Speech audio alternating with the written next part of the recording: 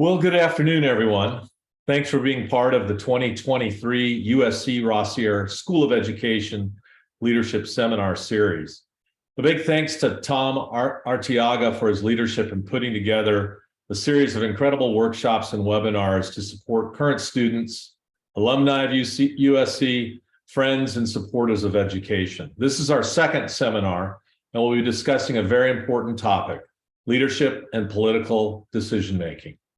And today we have two outstanding educators with us to share their insight on how their work and how they continue to focus on improving outcomes for all students in their school districts while still meeting, conferring, negotiating, and deciding how best to do that work in their communities where very divergent perspectives on what is best for students are present. Dr. Fuentes, will you introduce yourself? Yes, thank you a lot, Dr. Cash. It's a pleasure being here with everyone today. I'm Dr. Roxane Fuentes, and I'm the proud superintendent of the Berryessa Union School District. We're located in the heart of Silicon Valley in San Jose. We have approximately 7,000 students, pre-K all the way through 8th grade. Thank you. Dr. Smith, will you introduce yourself? Good afternoon, everyone. Very, very honored to be a part of this panel. My name is Wes Smith. I'm the superintendent in Newport-Mesa Unified in Orange County. We have about 17,000 students here with two very diverse communities. And as Roxane said, I'm extremely proud to have the opportunity to serve our 17,000 students and the 3,100 adults who care for them. Well, welcome to both of you, and thank you for being here. We're going to start with the first question. We'll start with Dr. Fuentes, then we'll go to Dr. Smith, both answering both questions. So, Dr. Fuentes, how do you define leadership? And then how does that definition get operationalized in your work as a leader?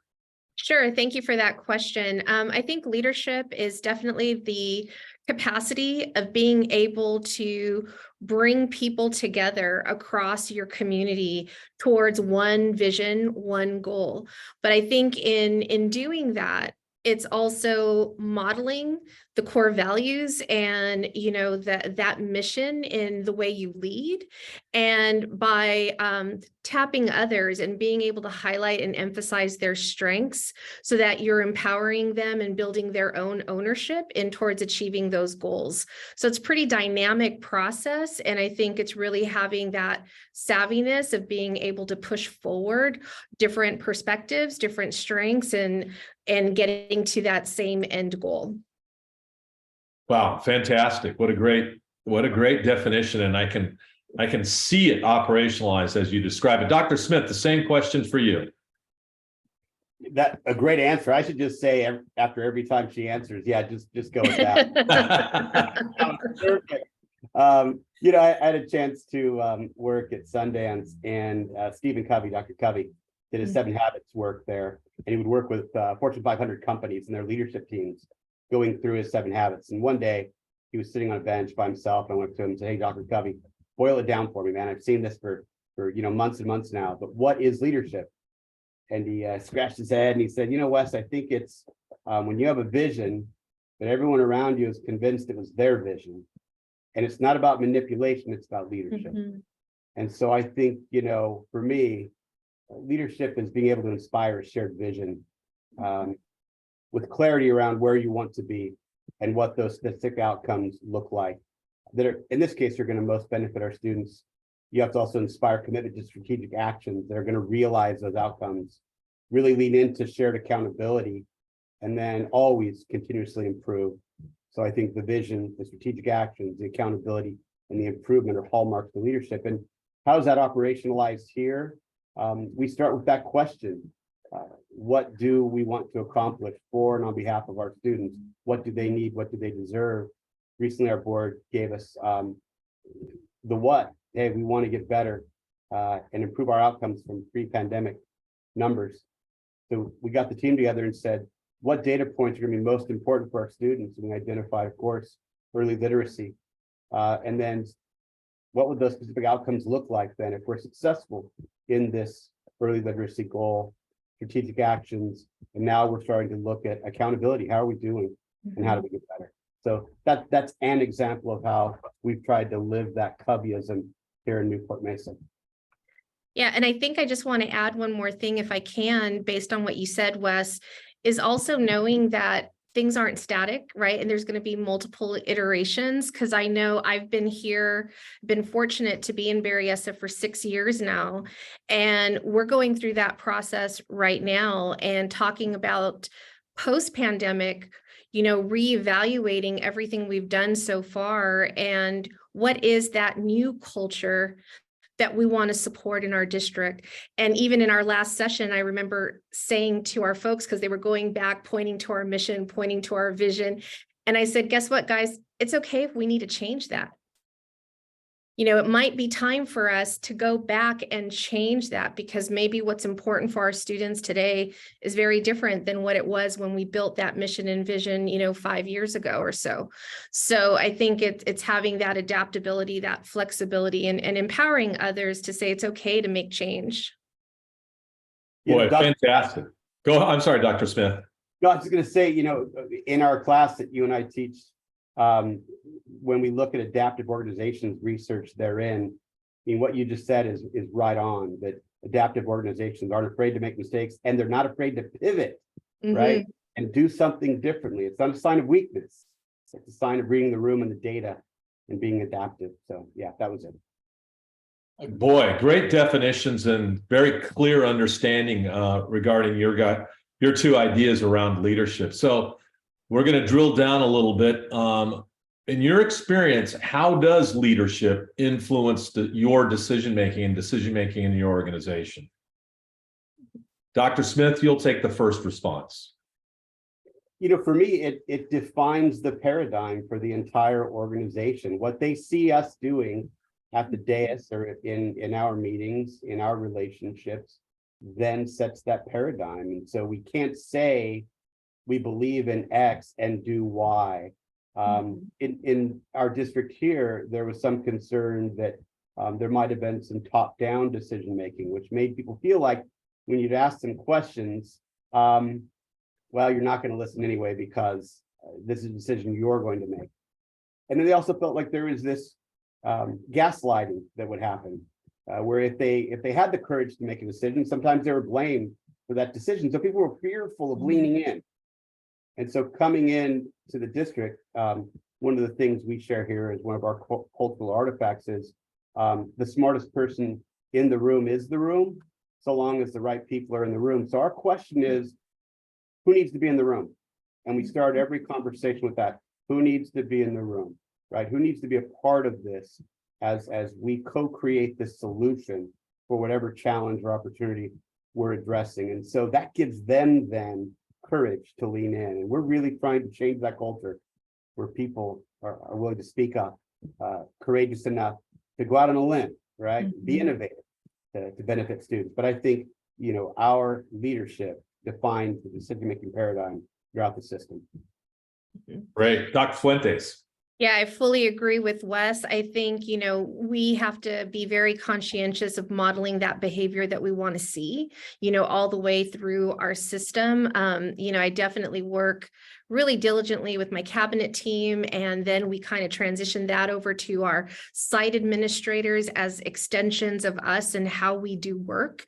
How do we support others? What does that look like? Why is that so important?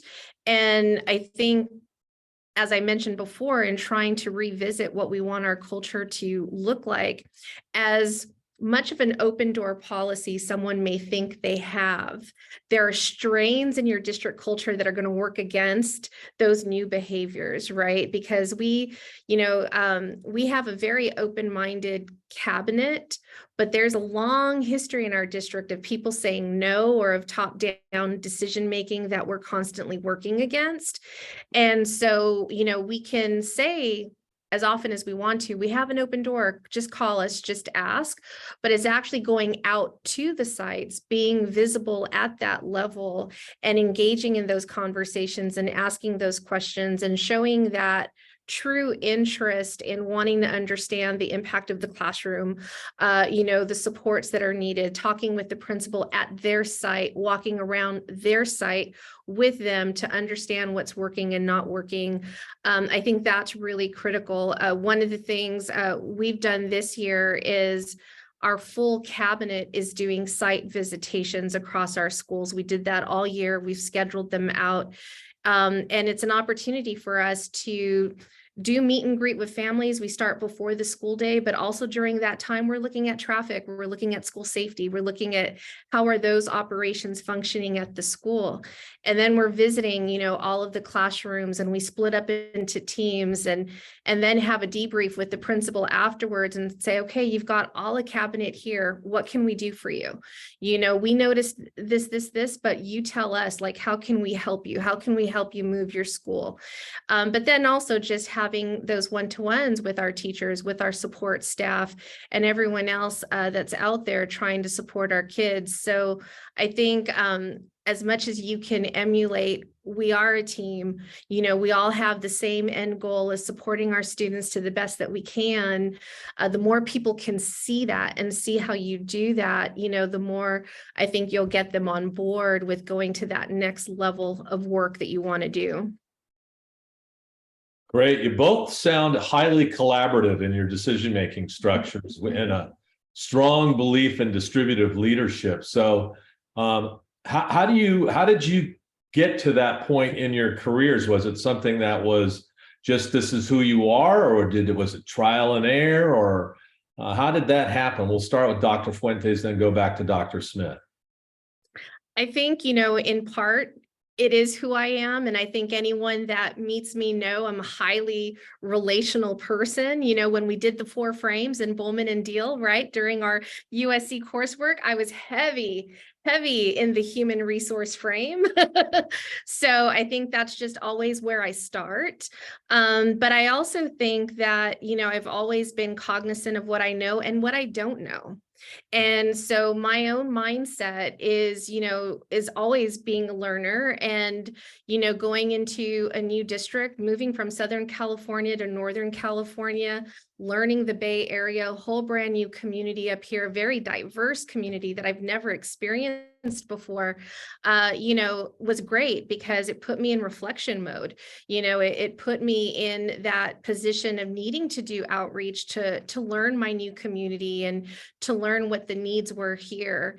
And so I think just my own personality puts that at the forefront for me. But I think also as I've observed others, as I've leaned on mentors, for support through difficult decisions, it's always come back, what's been your communication? Who have you talked to? Who have you not talked to? And just learning to just be very observant, observant as well as always listening to get to the core of what's going on. So I think through personality as well as some really good advice and support. Great. Dr. Smith, how about you?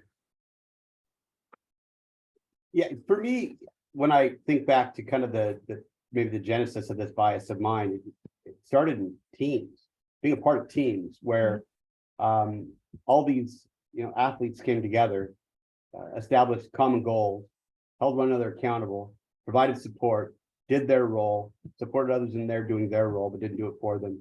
And so then as I came into my professional career, it just seemed like that's the best way to move a group of folks along. I also had this experience when I was a teacher that really jump-started my leadership career. We were with our principal, and I'm in a room with teachers and coaches that were my coaches and teachers. And I knew these people, and they didn't like change, and they didn't like, people coming in and moving their cheese. And this principal came in and said, hey, we're going to do a vision statement for the district.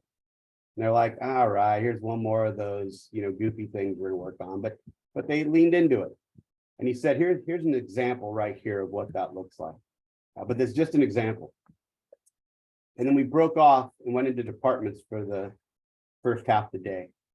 Came back together, and the departments really leaned in. I mean, these folks that typically did. and they brought these ideas, and he would say, yeah, that's good. Although look at my example up here, right? My example, more like this. Next department would present. Yeah, that's good, but now look at this example up here. Well, at the end of the day, it was his example with 2 words changed. The people walked out of that room and said, I'm never going to do this again. I'm never going to lean in again. And so I walked out of the room saying, man, I want to lead. I want to try to save this school. I don't want these people to walk away losing faith in this system because our kids are going to suffer. And so I built my career on those ahas. One of the things you asked is how do we go about that then, right? That shared decision making. And for me, huge part of it is building those coalitions that are necessary to do this work. Look, people think politics is a dirty word, and sometimes it can be, but it really is just about coming together with people that have different opinions, different values, different histories. And how do we govern? How do we make decisions in the best interest of those we're serving, right? In this case, kids. And the only way to do that is building coalitions. So each time I've been a superintendent, I've met with labor leaders before I even started the job. I came down here on my own dime to meet with folks at a tapas restaurant at the Triangle. They just say, what do you value? How do we do this work together, right? So before I stepped foot in the district, I had a relationship with our labor leaders, both classified and certificated, getting involved in the community.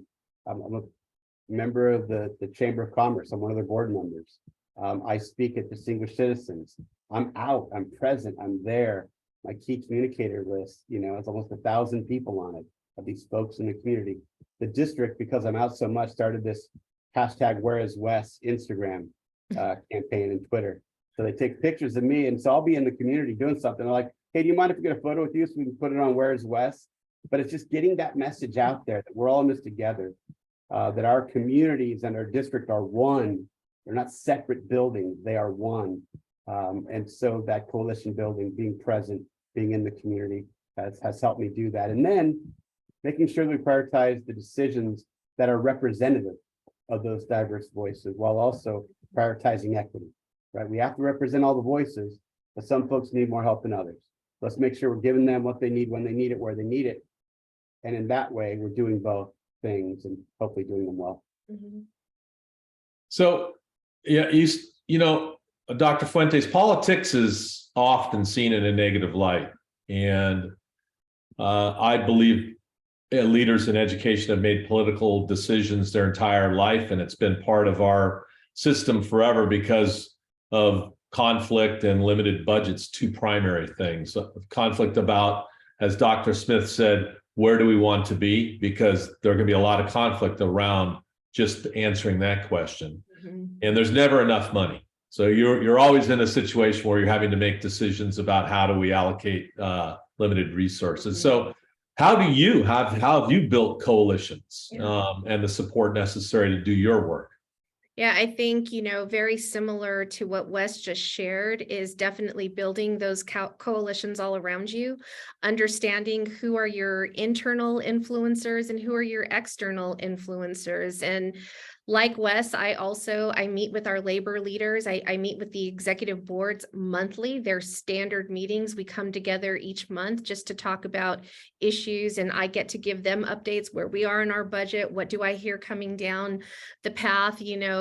Also with the community, very involved in, community events, not just where the district's represented, but just life in Berryessa. We have very strong neighborhood associations here in Silicon Valley. I'm vice president of the Berryessa Citizens Advisory Council. So you get very engaged. And, and one of the things I learned early on in my superintendency was this neighborhood organization, for example, many of them no longer have children in our district. However, they are very active in our community and they are voters in our community, right? And so they have a lot of opinion about our bonds, about our parcel taxes, about all the things that support our neighborhood and support property value and all of that. So I do a standing monthly state of the district at their meeting every month, just keeping them updated on the work we're doing in our schools. And it goes a long way because it they feel informed. I'm there. They can ask me questions about what they're hearing in the neighborhood. And, and they have confidence in our schools and what we're doing. And so I think that is very instrumental. Also, in terms of having come out of the pandemic, I think many superintendents learned quite a bit of new ways to do outreach, with the community, and to we kind of learned how to build a community in a different way, doing it online with virtual forums. But I also really like the information I get doing focus groups. I tend to do focus groups pretty extensively. And that's a really great way for me to just kind of get the pulse of what's going on across the community and how people are feeling. So I might meet with, the PTA presidents. I'll pull in student groups at different grade levels and meet with them, different teacher factions, kind of see how they're doing. And that helps me get a good sense of how people feel about some new initiatives we might be launching, or, future work that needs to be addressed. So I think just any way that you can go through that, that's really, what helps. But it also is noticeable, as Wes shared, his community has set up, a database on where to find him. Same thing. I was at our council member held a State of the Leaders morning session last Saturday, and an individual I've never met before was like, "Oh, Dr. Fuentes, I just want to thank you. You're like everywhere in our community. We see you all over all the time." And, and they appreciate that. They see that we are invested, right? We're not just invested in the students, but we're invested in the well-being of our community at large. And you earn a lot of good pellets that way. Hey, Dr. Cash, when Roxane is sharing those examples, it reminded me of something I heard General Colin Powell talking about. He said that he's intentionally ambushed every day, out walks amongst his troops to hear their complaints. They don't like the food, they don't like their boots, whatever it is. He doesn't want to be surprised. So he's intentionally ambushed, if you will. And, Roxane, as I hear you talking about what you're doing, that's what I'm hearing, is you're out there, you're sharing, but you're learning probably 10 times as much as you're conveying. And this idea, and you're able to remedy things too, put rumors to bed. Yep. and then it builds this narrative, like you said, you're everywhere. The city person told you. I remember golfing with this guy, really well dressed. Said, "What'd you do?" And he said, "I sell shoes." But 5 holes later, I'm like, "Come on, man. You didn't just sell shoes." He's like, "Well, I did. And now I'm the CEO of Nordstrom." And I said, "Okay, that makes a little more sense now." I said, "You guys are great. You'll take back anything, right? People can bring tires to Nordstrom. You don't even sell tires." And he said, "Wes, I got to tell you, if we were half as good as people think we are in that regard, we'd be 10 times better than we actually are." He goes, "That's become the narrative. We don't take everything back. We don't take back tires, but people give that urban legend that story all the time." So as you're out there, you're building this narrative, and folks are like, "Oh, I saw her yesterday. She's everywhere." And of course, you can't be everywhere. Right. That's a great story to be in the community, because they know you care, or you wouldn't be where you are in those community events. Well, the two of you described leadership in a very different way than it was 10 years ago. I think if we were to ask individuals involved in education that are not in leadership positions, they might expect a superintendent to be doing something different than what you're doing. Yet it sounds to me like both of you are everywhere all the time. Has the times, what's happening today, changed the way you view your work as a leader? Roxane, you want to go first, or you want me to? You can go ahead, Wes. I'm going to think about that one a bit. I don't believe it's changed for me, because that's always been my approach, given those athletic examples. But I think the paradigm has shifted. You had that. I think historically it was the top down. I make the decisions, and that's easier, right? It's easier because you don't have to spend the time to get buy-in, to have those tough conversations and to wrestle with the challenges and potential solutions. But it's short-term, it's rarely effective. So the way that, we're describing it today, and I think our colleagues, I bet on this webinar, they're doing the same things. They're doing it, we're doing it because it works. It works, it's the only thing that does work, but it takes a lot more time. Yeah. We have to invest so much more. We have to be so much more careful with our wellness because we're going, 7 days a week, 24 hours a day sometimes. I mean, Dr. Cash, you did the work and your wife is doing the work at the site level. I mean, this is non-stop engagement. There is no such thing as a break, right? And so we have to be monitoring our wellness. But in my mind, this is the only way to do it. Yeah, I agree. And I think, I think it hasn't changed for me. If anything, it just kind of increased or emphasized the importance of that approach. And I think also going through the pandemic and being available to folks virtually through video messaging, that has now become a norm, right? So it just increased the strategies and the different resources that you have to communicate and to collaborate with others, which in the end I think is a good thing, because it gives you more tools in your toolkit. So I appreciate that. The other thing I wanted to say too, at least for myself, going through my superintendency, there's the local politics that we're talking about that you deal with, within your district, within your local community. But, and sometimes people that kind of makes them rethink, do I really want to be a superintendent one day? Because I really don't want to, have to deal with that. And it's funny because, I certainly was one of those that kind of was like apprehensive, but I love people and I enjoy, talking with people, even those who may disagree or have a different opinion of mine. I like the process of understanding their why. But the other part of politics that I think post-pandemic superintendents even have increased opportunity now is advocacy, and I love student advocacy. I love that. And I love, here in San Jose and really across Santa Clara County where I work at, our elected officials are very present in our school districts. They're very engaged and involved. And I really have enjoyed establishing those relationships and being able to work closely with my superintendent colleagues to advocate, what our schools need and what our students need through the pandemic and now post-pandemic. And I've seen us really try to elevate our voice, in that arena on behalf of our students. And as you talk about, the budget and labor tensions and things like that, that's also an opportunity for us to work together with our labor partners to talk about improved funding for public schools and, and get on the same page at the state level. So you've given us a lot of great ideas in relationship to building relationships and support. What happens when you have conflict?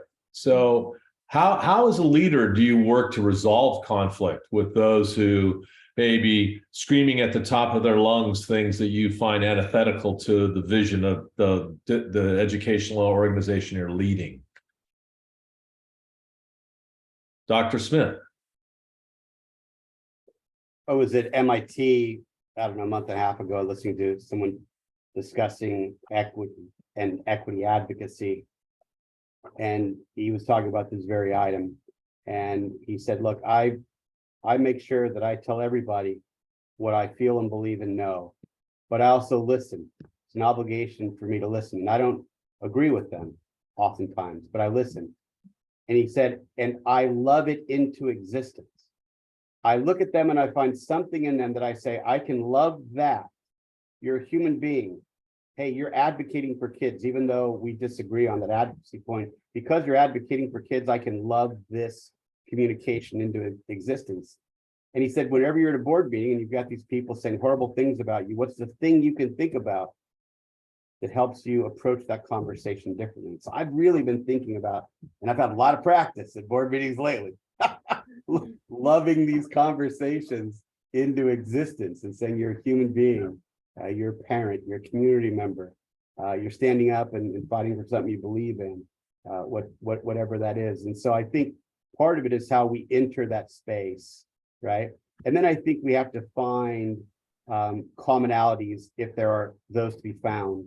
You know, people come in and they say, you know, I'm anti-CRT.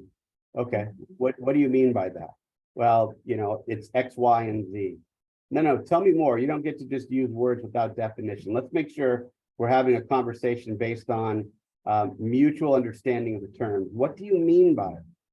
And someone says to me in a recent conversation, I don't think we should teach anybody to feel guilty for who they are. And I said, okay, I don't think we should teach people to feel guilty. We should just teach them accurate history and how they feel. But okay, I get where you're coming from with that comment, right? So we can't always find those common, you know, thoughts, values, commonly shared agendas. But if we try, then that can make the conversation, and more importantly, the achievement of the outcomes more doable. Mhm.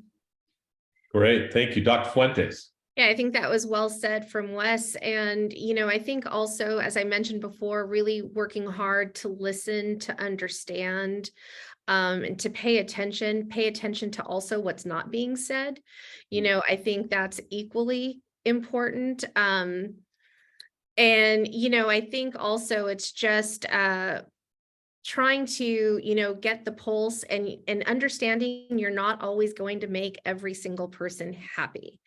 But, you know, you have to work closely with your board, you know, and stay true to what you've established as the core values of the district, and reinforce with the board the path that you're taking is in support of those end goals, you know. And I think when you find disagreement, it's, you know, not shutting people down, but being accessible, listening, giving them that opportunity to say their piece, but, you know, and then sometimes acknowledging we're going to have to take this moment and agree to disagree. And I think it just goes back to the clarity of your communication and making sure that the district's rationale behind the path you've chosen to take and the why behind that, you know, as clearly as you can make it, knowing that not everyone's going to agree. You know, I think going through you know, I've had to do some very difficult things. You know, the pandemic, everybody's had to orchestrate all different kinds of community opinions about closing schools, opening schools, what mitigation measures were the best. You know, there was lots of opinion around all of those topics. And I know I certainly was ready to open our schools sooner than everybody else. I had to listen, you know, I had to listen to those surveys. I had to understand the caution that, you know, not just my staff, but our families too. Even when the board and I finally decided, okay, we really just need to bring kids back to school, whoever is willing to come back to school. We didn't have 100% buy-in to that, but we knew that there were kids out there that needed that. And so we moved forward anyway and said, we're opening up because it's time. And, you know, we'll take those who are ready to come in and support them. And just had to really communicate the why and help, you know, we have a very diverse community, not just culturally, but also economically, and helping everyone understand, you know, different family perspectives and what those needs were across the community and why that was important for the district to move forward. Same thing, you know, I've done school boundary changes here. Those are not fun. I had to do that my second year here. You know, that was really tough. I had a lot of people had quite a bit of opinion about, you know, moving school boundary changes, especially when you were moving the boundary of a school that's ranked a 10, you know, so so lots of opinion, but again, you know, helping people understand this is, you know, our long-term vision for our district. This is what we're trying to offer to all our students, and this is why we're doing this. And I think I'm grateful. I've been here, as I said, 6 years now. So being very open about that problem solving process and the different points that we think through, I think that now most people, they may not always agree with the decision and the board that I may take, but they understand our problem solving process.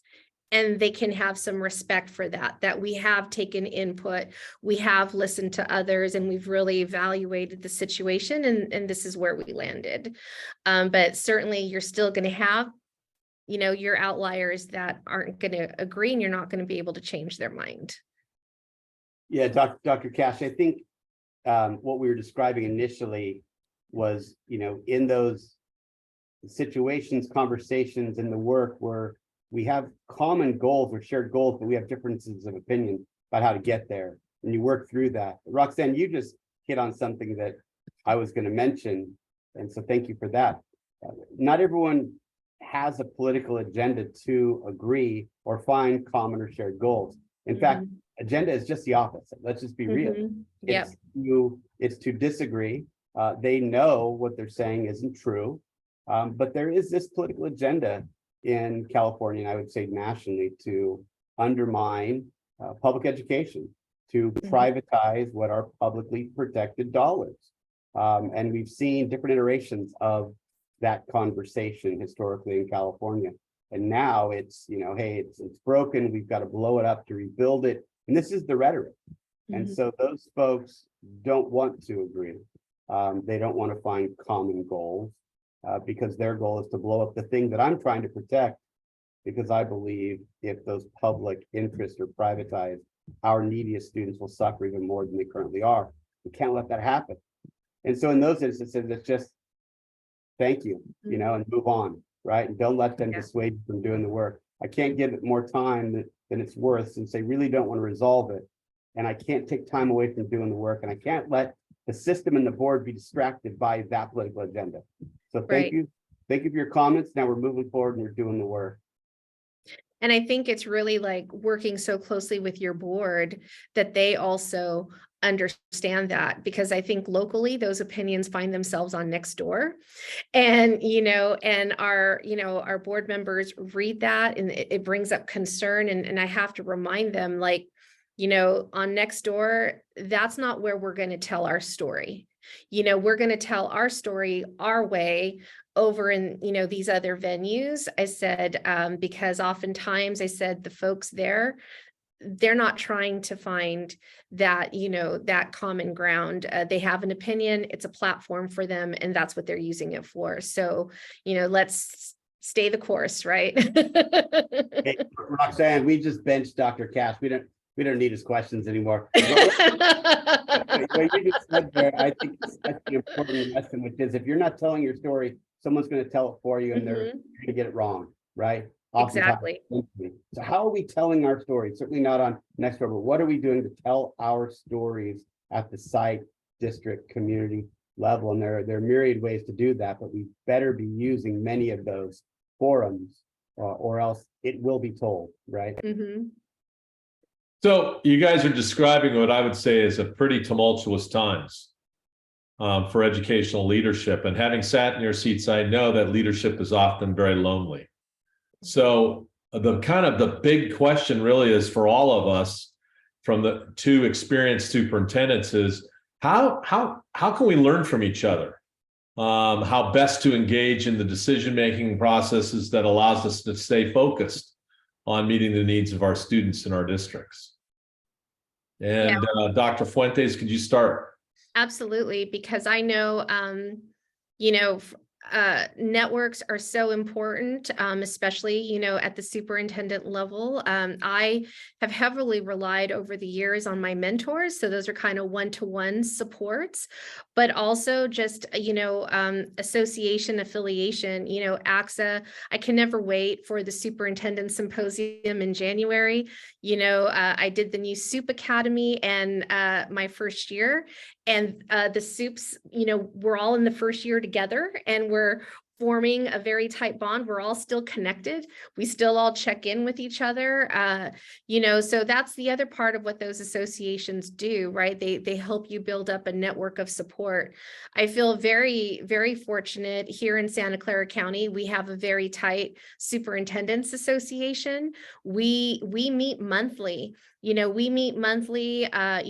During the pandemic, we closed our schools together and we opened our schools together. And we sent a lot of joint communications to our families, all Santa Clara County Supes united. And we do those things when there's some very, high attention issues that we know our families are going to be comparing school district to school district.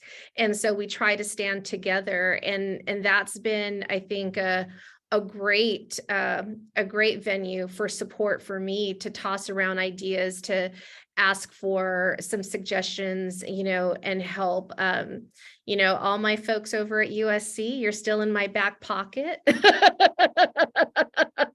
I did have to pull a USC Trojan card last year when, I was stuck and couldn't find an interim assistant soup for HR, and Dr. Roach helped me out, so definitely just building a network of support around yourself.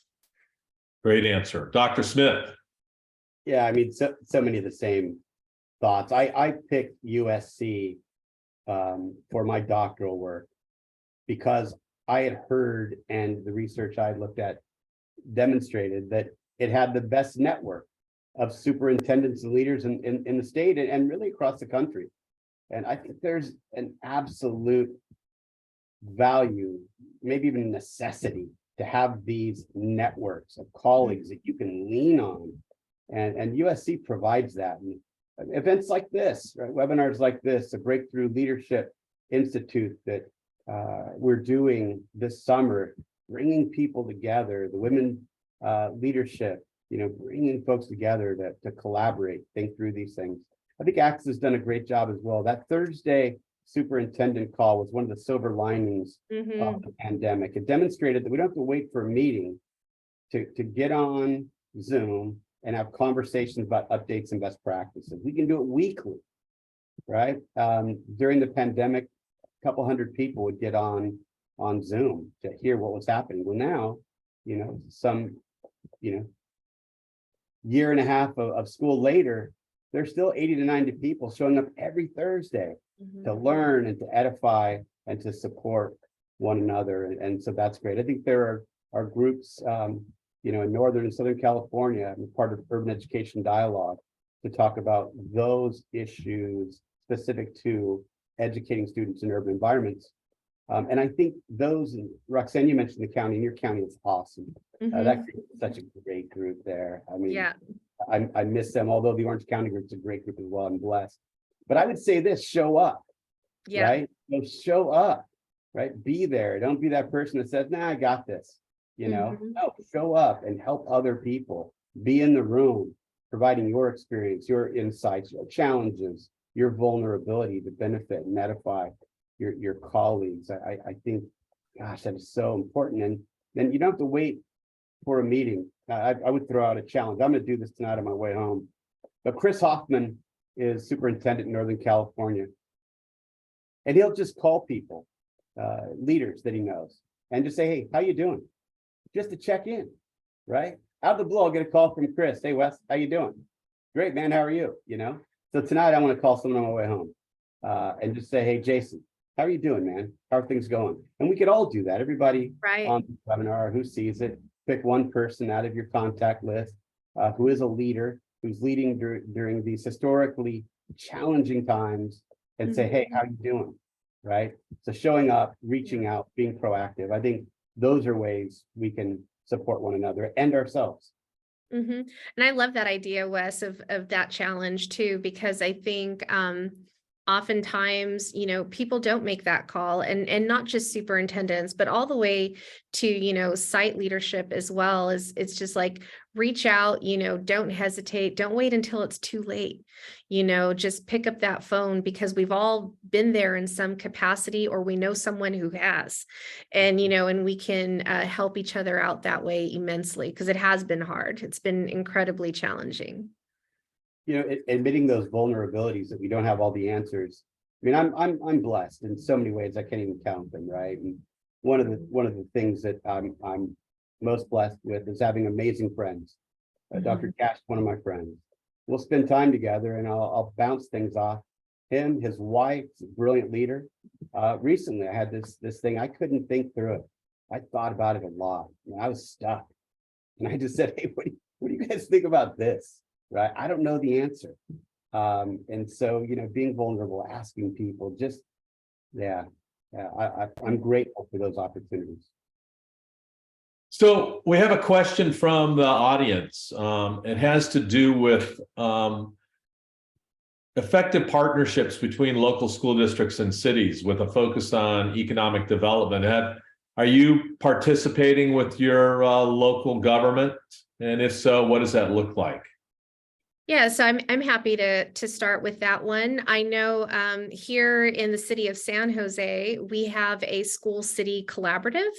And so all of our superintendents in the city of San Jose, we meet on a quarterly basis with the mayor and the mayor's team and help outline the educational objectives for the city. And then, and then the city brings forth, their resources that they feel can provide support, like in the area of literacy through the city libraries, school, safe walking to school in terms of, traffic mitigation measures and all of those kinds of things. But also talking about facilities issues, as we decline in enrollment and are looking at school consolidation, and, how the city can be a partner, or how there may be some barriers that we need to discuss to make it better, for those of us in the school district. So that's one way. I think the other thing too is Berryessa is part of the east side of San Jose. We service some of the most vulnerable students in not just the city of San Jose, but Santa Clara County. And we also have our own East Side Alliance consortium, where we work together not only with city, but also with local nonprofits like Silicon Valley Education Foundation, et cetera, to talk about, the different areas of need that not only our students, but their families have across this area. So there's a lot of good work, but again, that importance of not just the formal, but the informal relationships that you make with, your elected officials and your city supports. Great. Dr. Smith.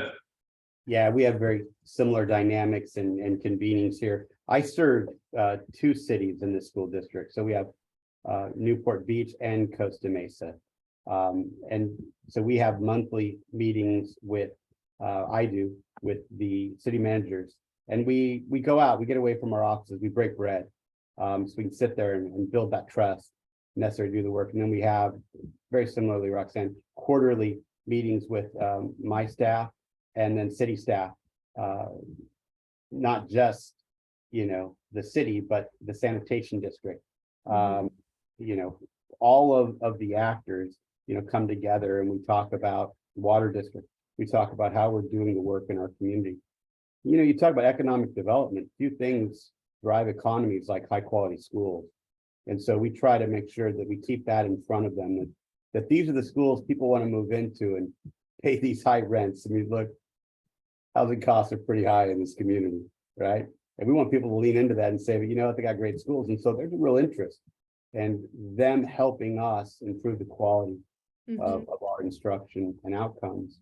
Then we're looking at projects that also benefit the community, looking now at affordable housing and workforce housing. Now, are there some ways that we can address needs in both entities, the city and the school district? What about green space? There are a lot of parks on the east side of my district, or the west side of my district rather.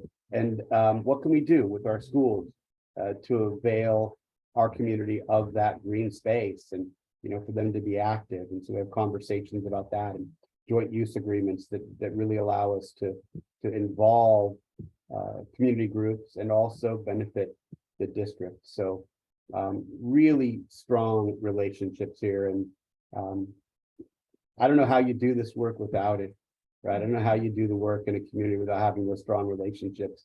I'll get texts and calls late at night from the city manager if there's something going on, the police chiefs, the fire chiefs. We all communicate regularly. There are no surprises, and we're better because of it. Mhm. Wow. So I learned a lot this afternoon. I appreciate your candid and very complete responses to my questions and prompts. Two things I'm going to really take away are the idea of love as a very powerful, transformative way to view communication, particularly communication you may disagree with. And then the idea of paying attention to what is not being said. I think those are incredibly strong strategies for leaders to avail themselves of. And I really want to thank you. I'd give each of you about 30 seconds for final comments, and then we'll say goodbye to everybody. So we'll start with Dr. Fuentes. Well, again, I just want to thank you for the privilege to be here today and to share a little bit about the learning I've had as a superintendent. And I just want to, again, encourage everyone to form a network, stay close to those that you get to know as you go through different professional development opportunities, academies, keep those people on your telephone, so that way you can reach out when you need to. I always avail myself, to anyone, and people know where to find me. Just send me an email. I'm happy to chat with anyone and support you in whatever you're doing. And I definitely, I mean that, please just reach out. Thank you, Dr. Fuentes. Dr. Smith. I want to thank you, Dr. Casson and Dr. Fuentes, for everything that was shared today. We walk into these situations and we take away so much more than we bring. And this is an example of that for sure. I've got a little over 17,000 students who absolutely deserve, they have a right to feel heard, seen, valued, and safe. And the only way that we can do that is together as a community of conscientious adults who are putting the rights and needs of our students first. And so that's our commitment. That's the only way we know to even approach that. And to that end, I know there are a lot of people that are on watching the webinar who might watch later. If you have an idea for me of how I can do this work better, how I can better serve my students or the adults caring for them, please reach out. The best ideas I've ever had, I borrowed or stole from someone else. So if you've got a good one, I'd be more than proud to steal that also. Well, on behalf of USC Rossier School of Education, I want to thank Dr. Roxane Fuentes and Dr. Wes Smith for their time today, and more importantly, their dedication to improving the lives of the children, not just in their communities, but across the state of California. So with that, we'll say so long. Good afternoon to everybody. Thank you, and fight on.